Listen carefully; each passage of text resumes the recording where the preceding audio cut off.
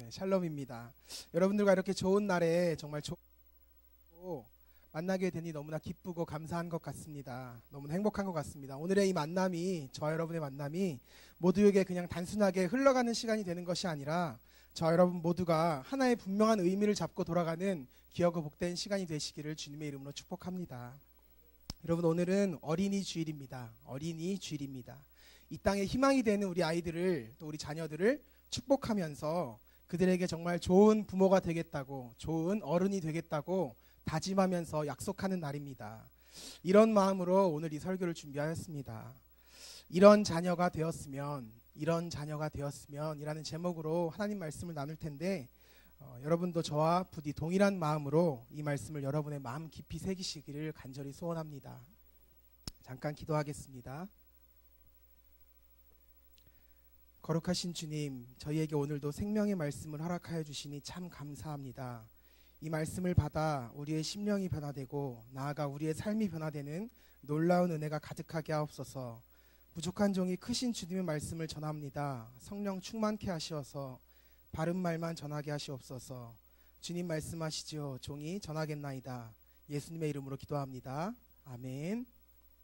시간이 조금 지난 이야기이긴 하지만 인터넷에서 한창 정말 크게 화제를 일으켰던 이야기가 하나 있습니다. 저는 그것을 이제 제 나름대로 생명을 살리는 사랑의 터치라는 이름 붙여 보았는데, 사진을 보면서 함께 이야기했으면 좋겠습니다. 보시는 바와 같이 저 두 아이는 쌍둥이입니다. 여러분, 오른쪽에 보이는 아이는 태어날 때부터 참 건강한 아이였는데, 반면에 여러분 왼쪽에 보이는 아이는 참 많이 아팠던 아이입니다.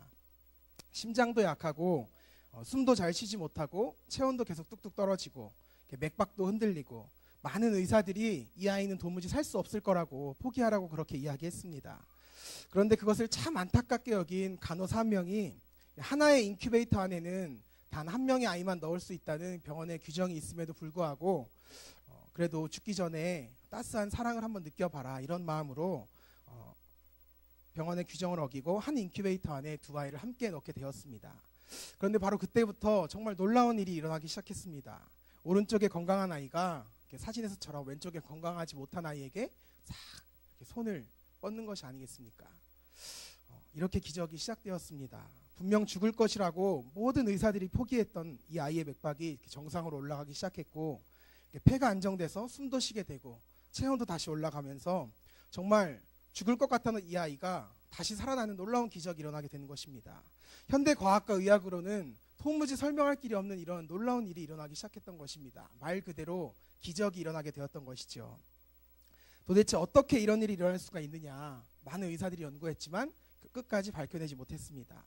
중요한 것은 이 기적의 중심에는 바로 이 사랑의 터치, 따스한 만짐이 존재했다는 것입니다.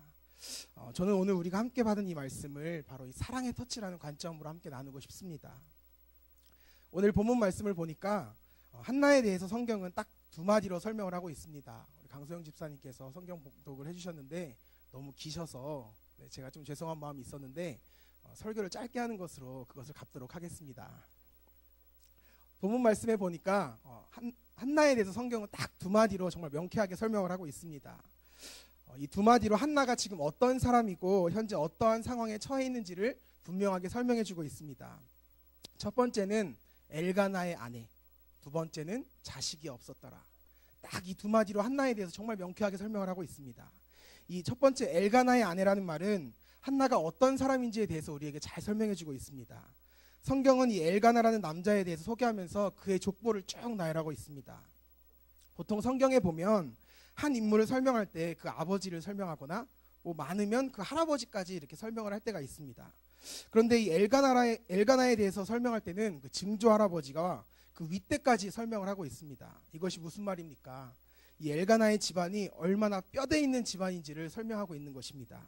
당시 히브리인들에게 있어서 족보라는 것은 정말 중요한 개념이었습니다. 왜냐하면 이 족보는 곧 그가 어떤 사람인지를 증명하는 수단이었기 때문입니다. 우리나라도 마찬가지 아니었습니까? 우리나라도 그 집안에 따라서 뭐 왕족이다, 양반이다, 천민이다 이런 것을 구분하지 않았습니까?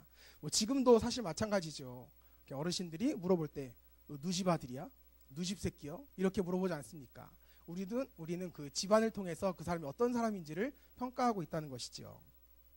이러한 족보를 통해서 당시 엘가나가 얼마나 빵빵한 집안의 사람이었는지를 성경은 우리에게 설명하고 있는 것입니다.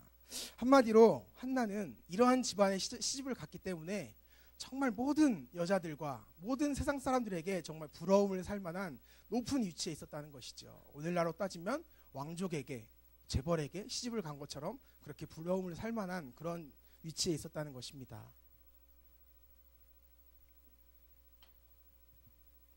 두 번째로 자식이 없었더라. 이 한마디로 성경은 한나가 현재 어떤 상황에 처해 있는지에 대해서 자세히 설명해주고 있습니다. 당시 여성들에게 있어서 가장 중요한 역할은 바로 어머니로서의 역할이었습니다. 참 안타까운 이야기지만 지금과는 달리 여성들의 지위가 그 당시에는 이렇게 어머니라는 역할 외에는 딱히 할 수 있는 것이 없었습니다.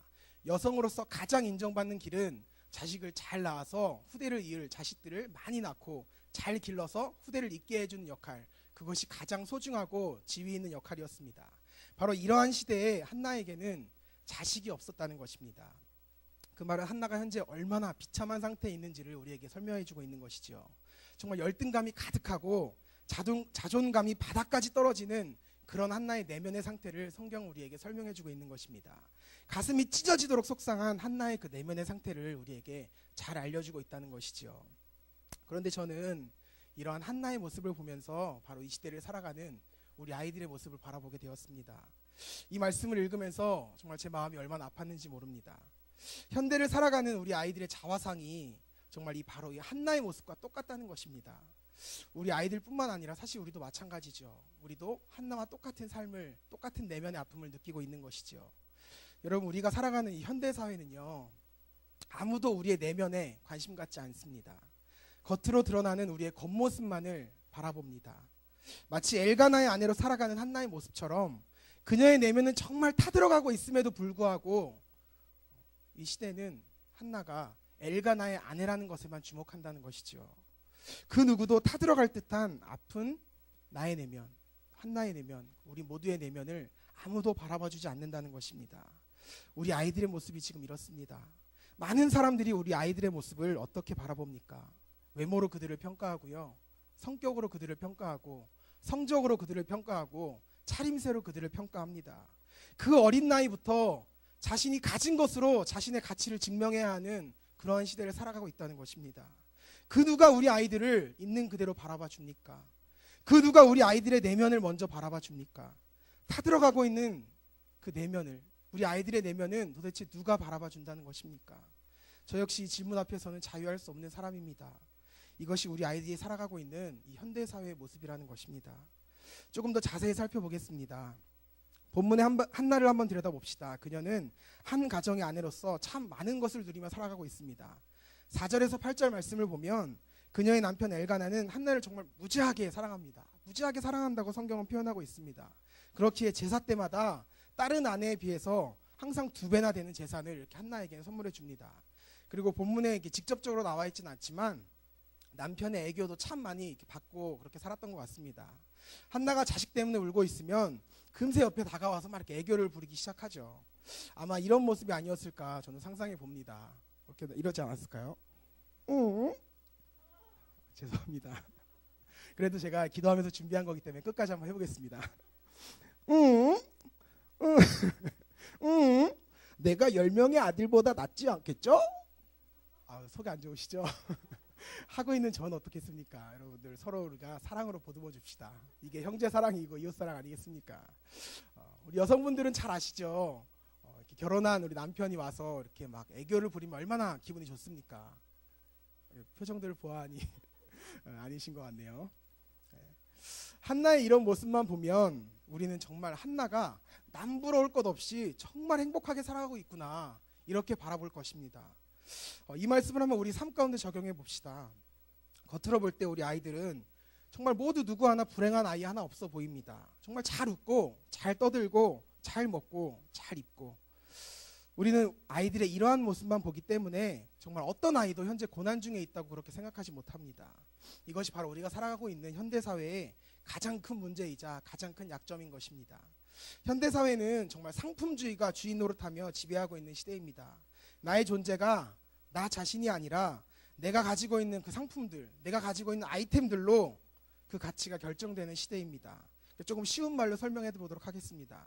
내가 나이키 운동화를 신고 다니면 나는 정말 나이키한 사람이 됩니다. 나이키 어떻게 생겼죠? 이렇게 생겼죠. 하늘로 치솟는 그런 모양이죠. 내가 나이키를 신고 있으면 좀 하늘로 치솟는 듯한 그런 인생이 되는 것입니다. 그런데 내가 이렇게 나이키 운동화에서 조금 끝이 꺾였다던가 하는 나이키 짝퉁 운동화를 신고 다니면 나는 그런 짝퉁스러운 인생이 되는 것입니다. 이렇게 꺾인 인생이 되어버리는 것이죠. 그렇기 때문에 우리 아이들이 그렇게 밥을 굶어서라도 목숨을 걸고 나이키 운동화를 사려고 하는 건 아니겠습니까?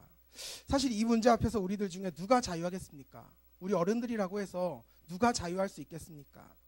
특정 메이커를 언급해서 죄송합니다. 가장 대중적인 메이커이기에 예로 든 것뿐입니다. 뭐 그것을 신는 사람에게 잘못이 있다는 것이 아니라 단지 이 시대를 표현하고 싶었을 뿐입니다.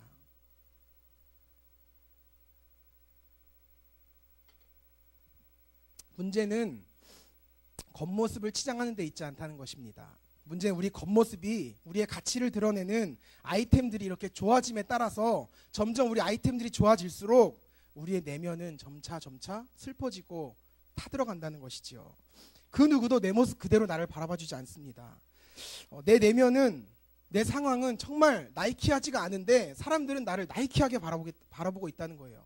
나는 그렇게 좋게 살아가고 있는 것이 아닌데 내 내면은 타들어가고 있는데 사람들은 내 겉모습만 보고 저 사람 정말 행복하구나 이렇게 바라보고 있다는 것입니다. 그리고 세상은 정말 솔직한 내 심정을 토로할 만한 여유도 주지 않습니다. 정말 무시당할까봐, 손가락질 당할까봐, 조롱당할까봐 아프지만 어느 곳에 가서도 누구에게도 말을 할 수가 없습니다. 우리의 내면은, 또 우리 아이들의 내면은 지금도 이렇게 타들어가고 있는 것입니다. 다시 본문 말씀으로 잠깐 돌아가 보겠습니다. 한나의 겉모습이 아무리 행복해 보일지라도 그녀는 지금 고난에 빠져 있습니다.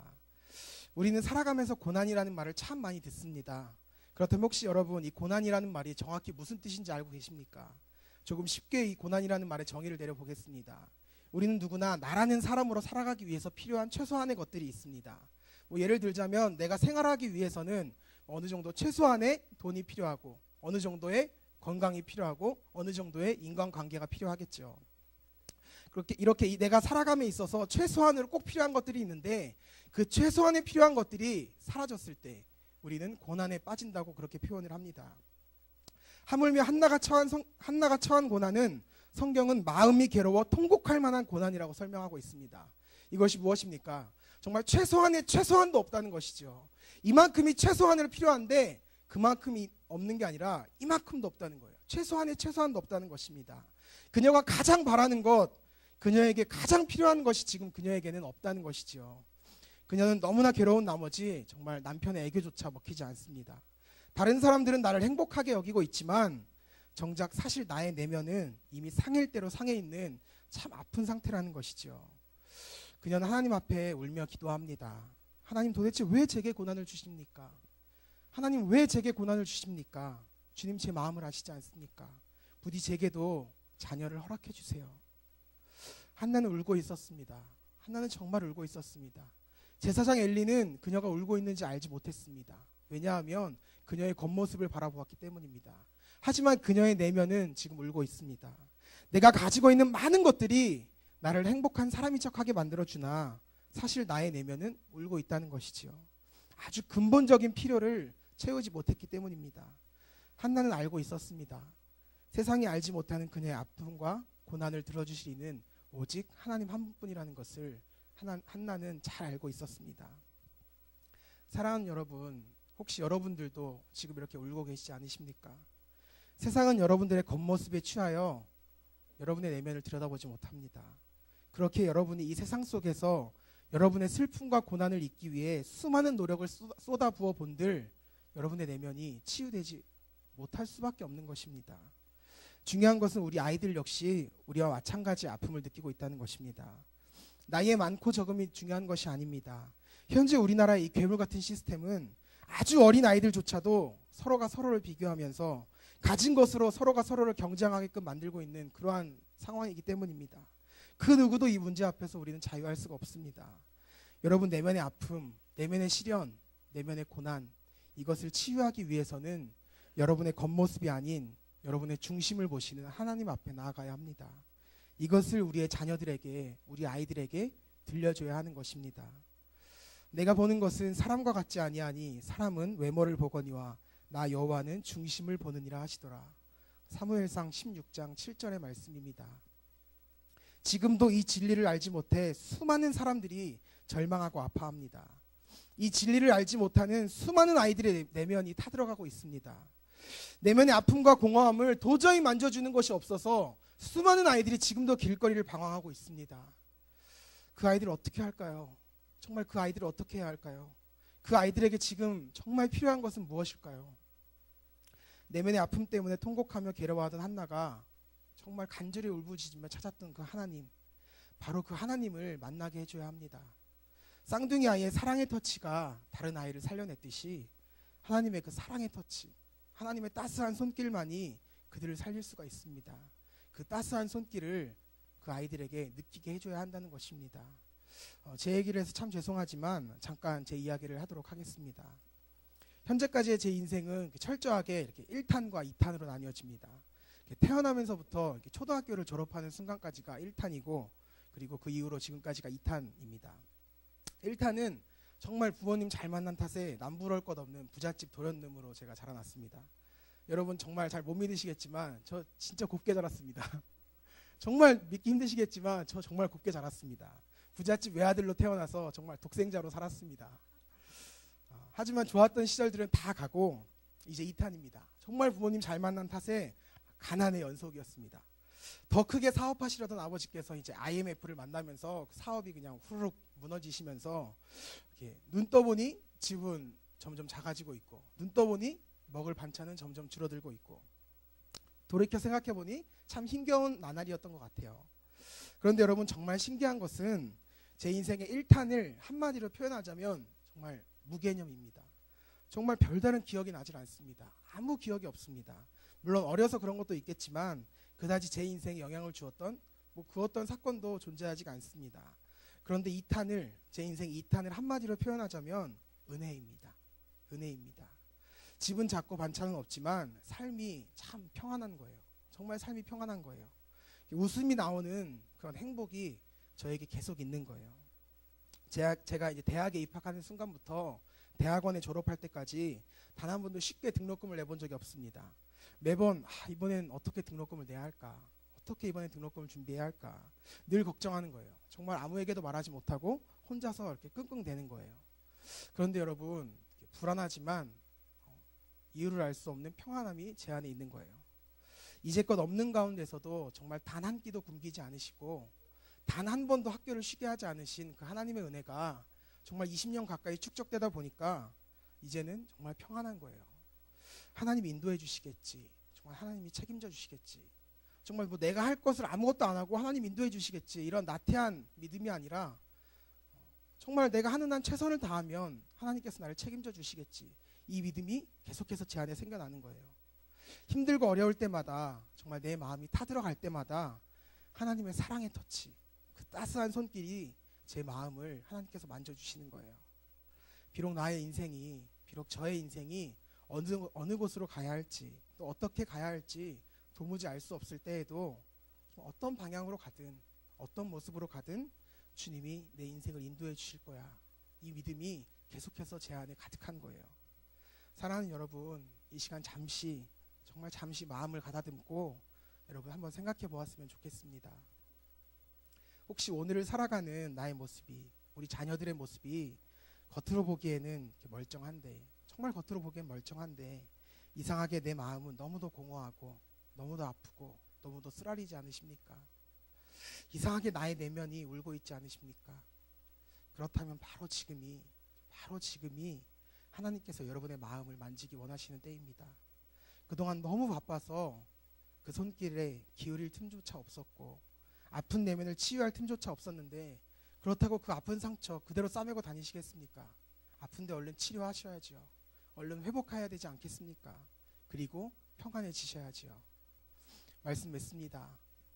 여호와께서 사탄에게 이르시되 내가 그를 내 손에 맡기노라. 다만 그의 생명은 해하지 말지니라. 욥기 2장 6절 말씀입니다. 이것이 바로 하나님의 마음입니다. 비록 치열한 세상 가운데 여러분을 두셨을지라도, 정말 이 힘겨운 세상 가운데 여러분의 자녀들을 두셨을지라도 늘 여러분의 가장 소중한 것을 지켜주시는 하나님의 마음입니다. 삶의 아픔 가운데 바라봐야 할 것이 있습니다. 그것은 바로 정말 어떤 어려움 가운데 있을지라도, 어떠한 아픔 가운데 있을지라도 여러분을 지키시고 여러분을 어루만지기 원하시는 하나님의 따스한 손길입니다. 이것이 바로 우리가 하나님 앞에 구해야 할 것입니다.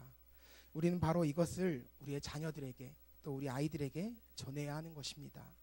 그 사랑의 터치를 기대하면서 하나님을 바라보는 사람, 사랑의 터치를 기대하면서, 따스한 손길을 기대하면서 하나님을 바라보는 사람, 저는 여러분의 자녀들이 이런 자녀가 되었으면 합니다. 이런 자녀가 되었으면 합니다. 오늘의 한나 이야기는 이렇게 끝을 맺고 있습니다. 여호와께서 그를 생각하신지라. 여호와께서 그를 생각하신지라. 하나님께서 저와 여러분을 생각하신답니다. 이 세계를 만드신 전능하신 하나님께서 저와 여러분을 생각하신답니다. 그리고 만지신답니다. 저희 부족한 설교 한편으로 어떻게 그 크신 하나님의 은혜를 여러분에게 다 설명할 수 있겠습니까? 태평양 바다 가운데에서 정말 종이컵으로 물 하나 떤 것만큼, 그만큼도 안 되는 것이 저의 설교 한편입니다. 그러나 여러분, 다만 이 시간에 여러분들의 그 마음, 여러분들의 내면, 울고 있는 그 마음만 열어주시면 좋을 것 같습니다. 이유를 알 수 없으나, 정말 정체를 알 수 없으나 봄처럼 따뜻한 무언가가 여러분의 마음 가운데 느껴지신다면 그저 느끼시기 바랍니다. 이 시대를 이끌어 나가는 최첨단 과학과 의학으로도 도저히 설명할 수 없는 그 생명을 살리는 사랑의 터치가 지금 내 안에 일어나고 있는 것입니다. 그것이 일어나고 있다면 그저 그대로 느끼시기 바랍니다. 하나님께서 지금 여러분의 내면을 만지고 계신 것입니다. 그것이 바로 어려움 속에서도 우리의 삶을 평안하게 하시는 하나님의 사랑이자 하나님의 은혜입니다. 우리 시간 함께 찬양하기 원합니다. 이 찬양의 가사가 정말 이 말씀을 준비하는 내내 저를 하루에도 수십 번씩 울게 만들었습니다. 이 찬양의 가사를 생각하시면서 우리가 마음을 다해서 이 찬양을 하나님 앞에 올려드립시다.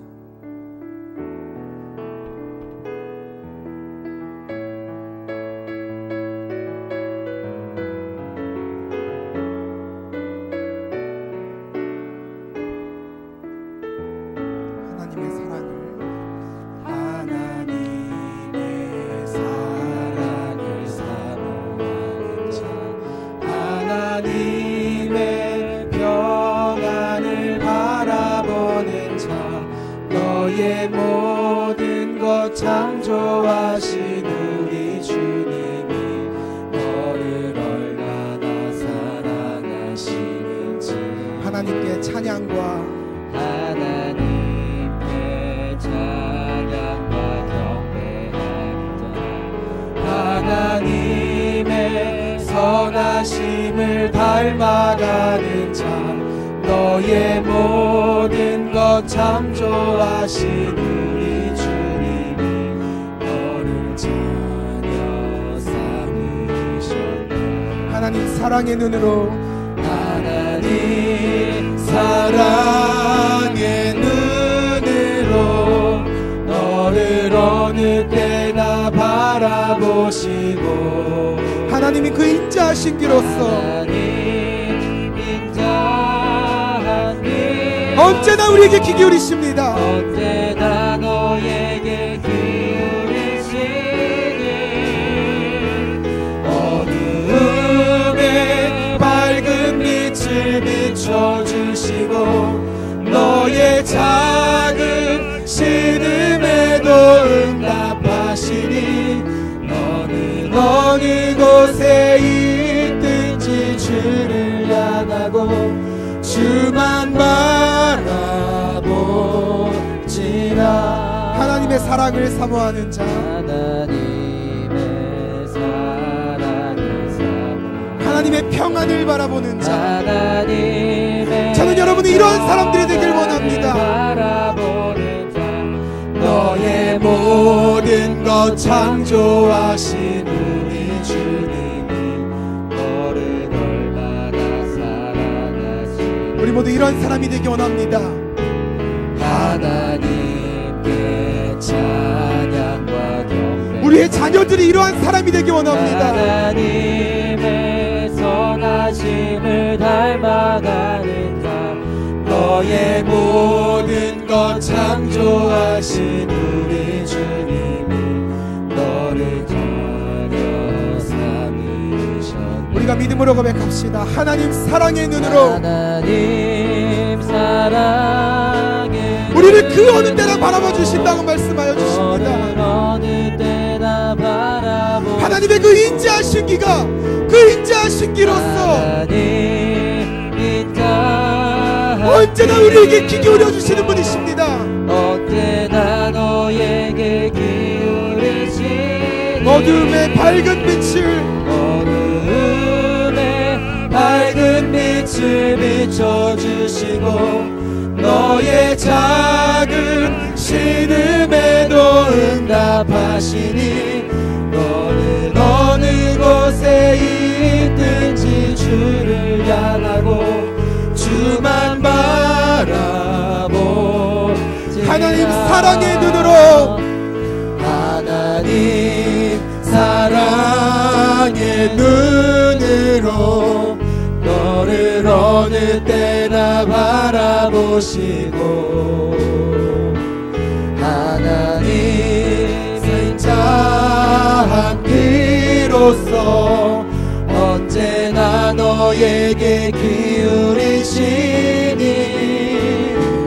어두움에 밝은 빛을 비춰주시고 너의 작은 신음에도 응답하시니 너는 어느 곳에 있든지 주를 향하고 주만 바라보지라.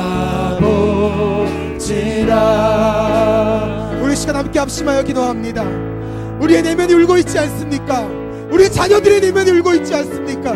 앞으로 우리가 자라날 세상의 아이들의 내면이 울고 있지 않겠습니까? 우리 시간 함께 기도합시다. 하나님 그 사랑의 손길로 나의 마음을 만져주시옵소서. 그리하여 나의 아픈 마음을 치유하여 주옵소서. 나의 마음을 깨끗하게 회복시켜 주시옵소서. 우리 시간 주여 한번 크게 부르짖고 합심하여 기도하겠습니다. 주여! 하나님 우리의 마음이 너무